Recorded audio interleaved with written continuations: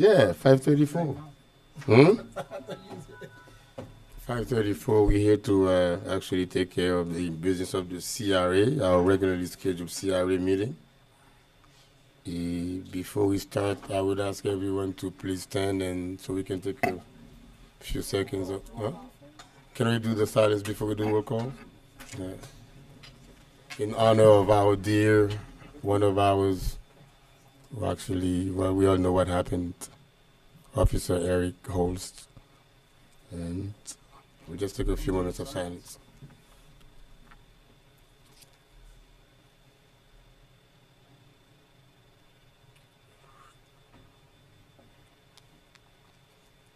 Okay, thank you very much. Now we'll proceed with roll call. Board Member Galvin? Here. Board Member Keys? Board Member Desume? Here. Board Member Bien-Aimé? Chairman Joseph? Here. Chairman, you have a quorum. Okay, thank you very much. I see. Who's going to lead us in the Pledge of Allegiance today?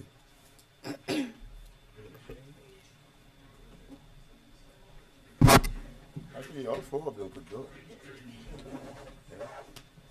Everybody rise and repeat after me. I pledge allegiance to the flag of the United States of America and to the republic for which it stands, one nation, under God, indivisible, with liberty and justice for all.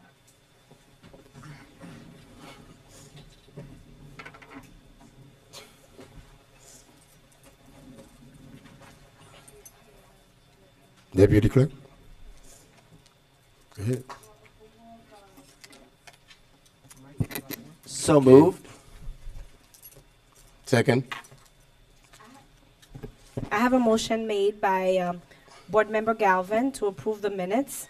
That motion, it was seconded by Board Member Chairman Joseph. All in favor? Aye. All opposed? Item passes 4-0. Can you refer to the minutes of February 13, 2018? Yes. For the records. Item 4 is... Item passes 4-0. Before we, through the chair, before we get to the regular items, agenda item 2 has been withdrawn from this agenda. Okay. Item 2 of...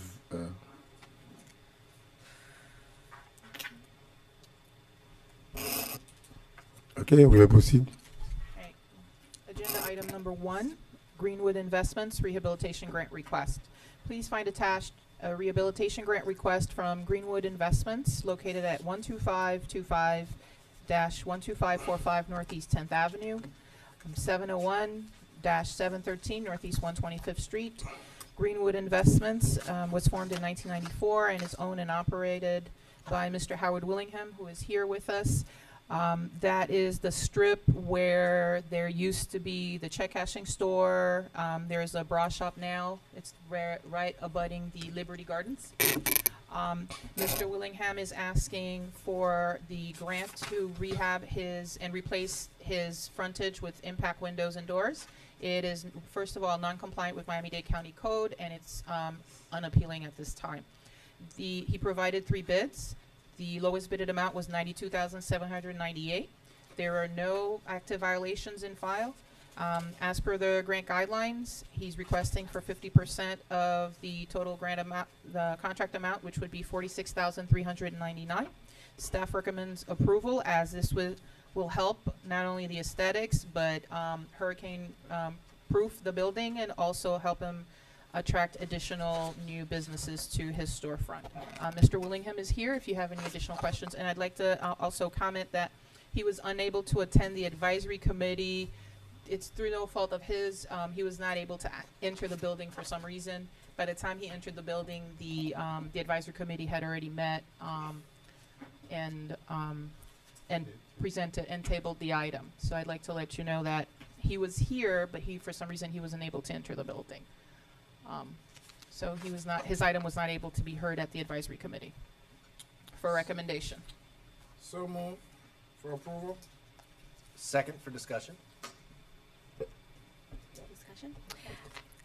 I have a motion made by Board Member Desume to approve item number 1. That motion was seconded by Board Member Galvin. All in favor? No, Still for have to have discussion, he said. Discussion. Oh, for discussion, I'm sorry. I don't have any questions per se, but I didn't know if staff wanted to make a presentation beyond what was done or if any other council members did. So we didn't open public hearing or anything, so I just am jumping in to see if. Well, the only question, I mean, the advisory committee decided to table it, and it's okay for us to just, Mr. Chairman, it's on. The mic is on. The items go through the advisory committee first. There's been an unwritten rule, I would say, that the applicant should be present when their item is heard, especially when it's a grant, in order for there to be action on that item. The applicant was not there, so the advisory committee decided to table the item until their next meeting. That does not prevent you from hearing the item tonight. There's no bylaw or rule that prohibits you from moving forward with the item at this time, if that's the will and in the discretion of the board. okay. So pretty much they didn't have any specific question that they wanted to ask that leading to the decision that they took. They probably simply wanted the owner to be there. Correct. That- They did not discuss the item. They did not have any questions asked because the applicant was not there. So they Okay. simply tabled the item, and once there's a motion to table something, there's no further discussion. There's only a vote. Okay. I have no questions if there's no other presentation.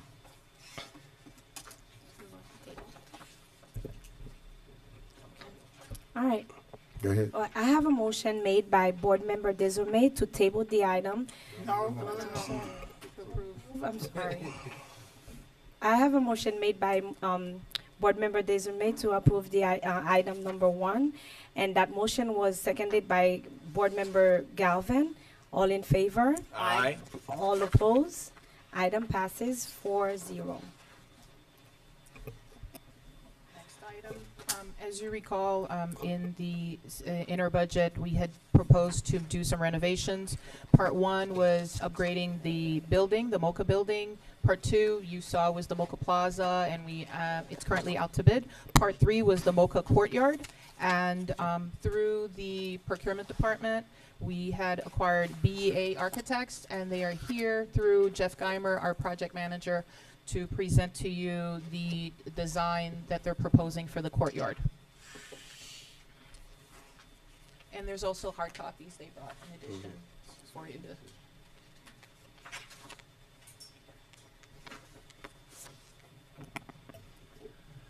Good afternoon, Good afternoon. Mayor, council members, ladies and gentlemen.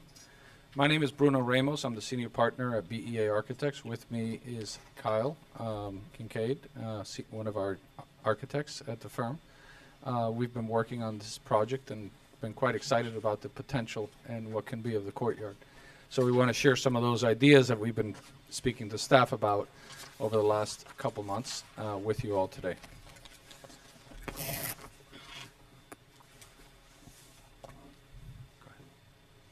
So one of the goals and the objectives that we have is we want to maximize the pavement design in the courtyard area to allow for maximum flexibility of exhibits and the use of the courtyard. We want to include a green space or turf block area to support vehicles also. It has to be able to support vehicles over that area at the rear gate entry to the courtyard. We want flexible exhibition options within that courtyard so we can accommodate a whole host of different activities that could be housed there day and evening. We have recommendations for site furnishings and seating that are flexible, new exterior lighting, new landscape design for the landscape pockets that we're putting throughout the location, the courtyard, design for new architectural shade structures in the courtyard, not as much for rain, but for daytime activities that could stop and keep folks out of the sun. Site drainage modifications to make sure that we're draining it properly and there's no ponding. Replacement of the existing canopy and resolution of the drainage for that canopy area between the museum and the office building. and finally a new fan design for improved air circulation in the area. So these are some concept and inspiration boards that we picked up, some from different projects around the U.S. You may recognize some of these are on the High Line in New York and other locations throughout the U.S. And pavement patterns and the landscaping and how we incorporate paving and landscaping throughout. Can you magnify that one? Sorry. The one for the right, the second one on the right. Second one Yeah, down this from one. the right. Yep. You have to go escape. Is that a hand? Well, not a hand. These spikes, they are actually grass? Yeah, there are grooves in the pavement pattern, and Mhm. and then they're landscaping inside those grooves. Yep. Interesting. Yep. Well, it looks better here. And so from a canopy perspective, we want something that can be put up and taken down quickly for an exhibit. That way we don't get into a extensive costly structural hurricane code requirement. So these could be put up very easily as a temporary structure for the exhibit and then removed. And we're looking at cables and a type of tensile structure. Some more image boards for inspiration that we use for some of the furnishings. And some of the materials for the cables and that allow more flexibility rather than the rigidity in a normal structure. The cables allow us much more fluidity and flexibility in the design and the shapes. So we move on to the proposed plans, and we have 4 landscape pockets in the corners, a green area against the storage building on the rear where the Paradise sign is, along the back. Move the cursor there. Yep. And then a pavement pattern that consists of multiple pavement colors, which we'll show you in a second, and tying into the existing drainage system that runs along the back there by the green area along the storage building as well. And then on the right, you have the roof plan of what it would look like when those canvases are put up. And there are cables that are stretched out between the buildings so that there's no center posts. They're all self-supported, and they attach to the outside of the buildings that are there existing. Go ahead. On the pavement patterns, we took a small area and kind of blew it up so you could see what that would look like. But in the field, in the gray field area, we have a couple of gray pavers that create that field, and then a lighter gray area that creates these orthodontal shapes that break up the space into modular components.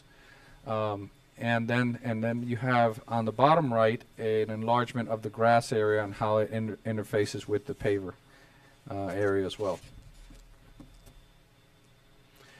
We have worked with our designers at the office, and they actually plotted some of these out in our 3D plotters.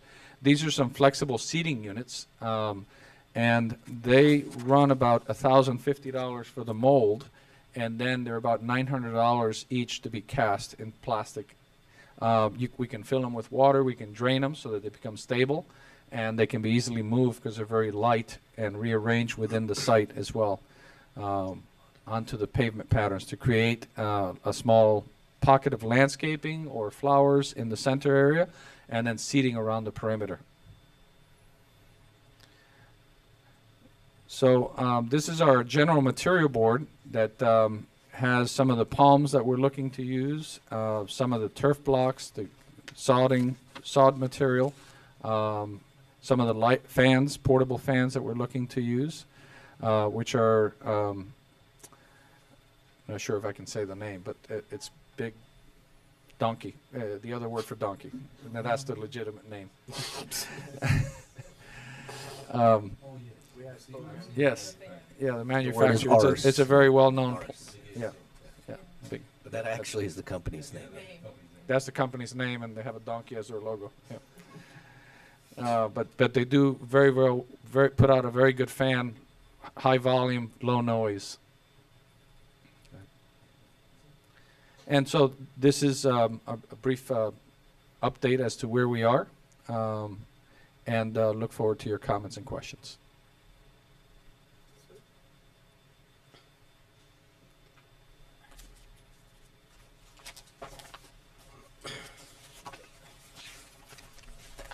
Mr. Chairman, through you, when would the construction on the project commence?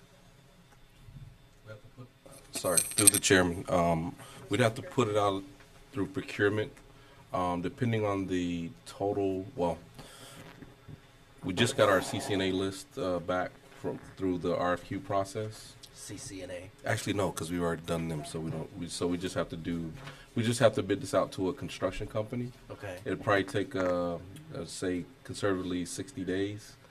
And then, of course, go through negotiations and then give them a notice to proceed. The plan was to try to have, we have the plaza also going through this process as well. We actually just put that back out for bid as well. It was to try to get one of these up and down so that we'd have the other space available and then be able to move. So I'm betting on getting this one up and down quicker than the plaza itself because it's a larger area. So say give me maybe 90 days to have the actual procurement done, bid approved by the board, and out, and actually start So construction. 90 days in full or 90 days after the 60 days? No, 90 days in full. Okay. And the other question, I'm hopeful that the city's residents see fit to pass a bond issue for facilities that would, expand MoCA. If that happens, we're not going to be tearing this up in another 6 No, months after that or so anything like we that. would be following the GWAFME design that's already completed, and the way it's situated, it cantilevers kind Right, of at an over angle. the building that way, so I don't think it'll have any impact. Okay. Construction. No, I get it, all yeah. that, I just didn't want to put good money after bad money, Right. so to speak. I understand. Because I think it's very, very attractive. I would like to add on this. BA came up, some of the furniture designs I thought were brilliant because they are movable pieces and art in themselves. They'd be fabricated specifically for us. They use a round design here, but they showed me one that was a little bit more angled. You hold it down by filling it with water. It has a planter in it, so it can really brighten up the entire courtyard area. And then when we're not using them, they get empty and they're stackable and they can be neatly stored away. So, I thought it was great work. Thank you. They can be lit as well Yeah. with lighting, so they'll glow in the evenings. That's cool. Yeah, and I just learned that they're movable. I didn't realize that. I think that's Yeah. great because there's been so many times we've done different things with that courtyard as far as stages and musicians, and I've been to some wonderful events there, and I'm glad you're keeping it in a multi-purpose kind of feel while greening it at the same time. Right. That was the goal. We have 3 potential locations for stages, depending on how you want to organize it. One up against the Paradise sign, one up against the museum, and then one up against the gated area. Thank you, Mr. Chairman. I don't have any more questions. Thank you. Now, in the pavement and planter, those slides that you showed us about the shrubs or gardens, so are we gonna be so you're expecting us to kind of choose one pattern? or- No, those are for inspiration. For inspiration. What we use, and we have our plan itself that shows you what we're doing. If you can move back to the plan. Keep going. Keep going. Keep going. Landscape plan. Keep going. No, down the other way. Yeah. So if you look at the left, there was a plan that showed the type of palms and stuff. But if you look at the left, let's stay there a second. If you look at the right side there, there's a continuous green strip up along the back of the building here. There's a continuous green strip along the storage building here. There's a pocket of palms here, over at this corner, over at this corner, and over at this corner. And then there's a green turf block area underneath these canopies. So these are the materials that we're looking to use, use, lady okay. palms and dwarf Schelafera, and some other types of foliage and greenery that we're putting in through the area, but we're leaving it along the perimeter, so as exhibits are rolled in and rolled out, they're not damaging the landscaping. Okay. And if you allow me, Mr. Chair, on the turf block, this did come up in the advisory. What is, bless you, what is in the design documents is the traditional turf block, which is you have the stone in a square and the grass in the middle. I did bring up during that discussion at the advisory committee, and I think we may have talked about it briefly. There are some other turf block designs that I've seen. In particular, the gentleman in Lafrac in Newport, they have a turf block design where it's made of a hard rubber, and you can't see it. It just looks like grass. But if you drive over it, because of the inlay that's there, you still have the support. So you can drive a truck in, you can do deliveries. So I may suggest that we look at that design as well, or that delivery. We did also look Right, into that, right. and that is exactly, they come in Okay. in rolls, and they have a honeycomb structure. Right, correct. Honeycomb structure, so that it supports the vehicular traffic, and then the grass will grow up through that, so you don't even see See it. that, as opposed to the heavy turf Right. block that you'll see in a lot of parking lots, et cetera. All right. Mr. Mayor, I have a question, a couple questions. Very happy to see we're finally doing something with our courtyard, especially for walkability. So I'm hoping that all these pavers, he knew I was gonna say this, all the pavers, we need to make sure they are smooth, no holes, no high heels going into these holes. I am so tired of my heels getting caught in those cracks. I've had to pick you up a couple I times. know, I fall down. I blame They're Yeah, I ADA mean- compliant, and they have no gaps. They're tightly fitted. Perfect, because we get dressed up, we go out there, and then you can't go out to the grass to Yep. get the food, and it's like, Yep. The only area that you may encounter the grass is in the grass area. yeah, well, But that's limited. I'm glad we're still leaving grass. Yep. Which leads to the second question is, we do have all these events, and you've got these covers up against the stages. So if we do have a rain event, well, are these covers adequate to cover a stage so we can keep going? They look small, They're there mainly for sunscreen, not So- for rain. so I'm a little disappointed in that, because I would like to see something that, sun's not the problem. Our events are in the evening. The sun is gone. What we have is a very rainy climate. And so many of our events are rained out. We're all running under the little shelter. And I would like to see something, I know you've got the plans, but I would like to have seen something that you put your tent up, your stage, and they're covered and they can keep going on. Yeah, maybe what we could do is look at a stage that has a top on it, which helps to project the music as well, and from an acoustical standpoint. And that way, whoever's under the stage is covered, whoever's under the canopies are somewhat covered, and that gives you protection. And there's nothing we could attach to the building as like a rollout shelter. That's retractable, or you mean retractable? It's possible. Yeah, I've seen them. I know like Barry's in Coconut Grove. I don't know if you've been at that restaurant. They have an outdoor area, and they've now installed basically a convertible top Yep. that can pull out. It's translucent, so you see the sun, but it's not. It's shade, and it does close. I know a bunch of the establishment in Wynwood, a lot of them have them as well, which is a retractable awning, if you will, that goes straight over, but it has 4 big posts, maybe 6 of them, and we were trying to be careful in the design. Well, we need, blocking the that's the more space. important is rain, because again, we don't have our events during the day. Sun is really not an issue for us, and all this nice shade. For playground, we just don't have day events, so I'm more concerned about rain coverage. This might, help us for some sprinkling, but Yeah, I think we want the show to go our on. our initial consideration right at this moment would be looking at a stage that has a cover on it, because the other areas will provide rain cover. Okay. In between them, there'll be rain, but since the stage moves, I'd rather have it as part of the Okay. stage rather than attaching it to the building, there's potentially 3 locations for the stage, and that way it can just move with it. Okay. And it can be as simple as a retractable component in the stage piece. One last question. I believe we're getting ready to repaint Mocha back to its original color.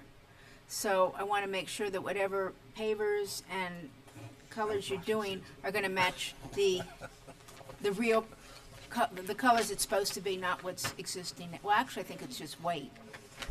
So we need to make sure we get the right colors on that. Separate consideration, but yes, we're in deep discussions. Okay. Okay. Thank you. All right. No, it's It's just a a presentation. presentation. Thank you very much. Thank Thank you, you. Mayor, Councilman, and ladies. I appreciate everything that you all do for MoCA. It's a great institution. Thank you. Thank you. And just a little note for manager and everybody else who's involved. If we're gonna be talking about shutting down this for repair and subsequently do the front, what's it? The Art Basel is not too far away. Yeah, Art Basel is not too far. That is you hit it on the head. We were trying to time all of this so that it would not impact Art Basel. As you know, with the plaza, it goes all the way to Cafe Creme. We actually have to disturb their business for perhaps a week just to take out all the pavers and pave all the way up to the side of their building. So it's I don't want to say it's a complex project, but it certainly has to be properly staged. So All right. it's a consideration. Do we have any reports from the dais? No report, sir. Old business, new business? Move to adjourn? Thank you. Second. Thank you. We'll reconvene at 7 p.m. for our regularly scheduled council meeting. Thank you very much.